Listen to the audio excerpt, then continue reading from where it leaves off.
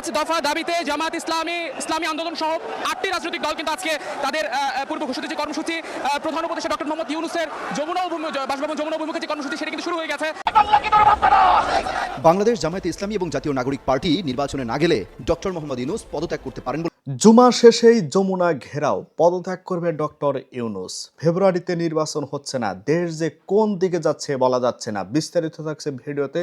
Channel নতুন হয়ে থাকলে সাবস্ক্রাইব করবেন আর একটি লাইক দিবেন, নিত্য নতুন ভিডিও পেয়ে যাবেন ইনশাল্লাহ।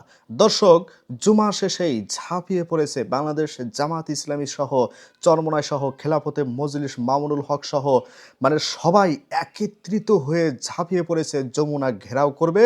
কারণ নভেম্বরের ভিতরেই গণভোট দিতে হবে, জুলাই সনদ বাস্তবায়ন করতে হবে। এগুলো যদি না করা হয় তাহলে যে তারা আলটিমেটাম দিয়েছে এই আলটিমেটাম যদি না মানা হয়, আবারও এই আন্দোলনের দাবানল সারা বাংলাদেশে ছড়িয়ে যাবে।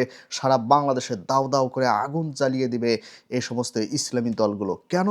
কারণ জুলাই সনদ বাস্তবায়ন করার জন্য গণভোট দিতে হবে। আর যদি গণভোট না দেওয়া হয় তাহলে ডক্টর ইউনূসকে পদত্যাগ করতে হবে। তবে আমার কাছে এটি মনে হচ্ছে যে এত জয় ঝামেলা তিনি আর নেবেন না, মানে এত ঝামেলা তিনি আর সহ্য করবেন না। তিনি ব্যবসায়ী মানুষ, তিনি তো পলিটিক্সের মানুষ না ডক্টর ইউনূস।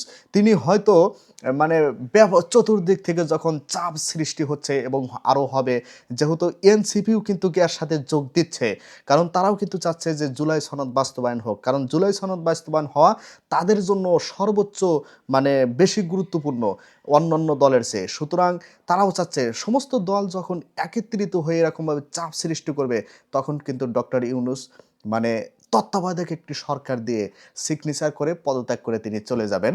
আর তত্ত্বাবধায়ক সরকার যখন আবারও আসবে, এনেবেলের সময় যে ঘটনা ঘটেছিল সেই ঘটনা আবার ঘটে যাবে। আবারও জোরপূর্বকভাবে কিন্তু তত্ত্বাবধায়ক সরকার 3 থেকে 4 বছর থাকবে কার মতো, ফখরুদ্দিনের মতো। ফখরুদ্দিনের শাসন আমলে যেরকম বাংলাদেশ ছিল সেই রকম আবার একটা শাসন চলে আসবে, এমনটি কিন্তু আভাস পাওয়া যাচ্ছে।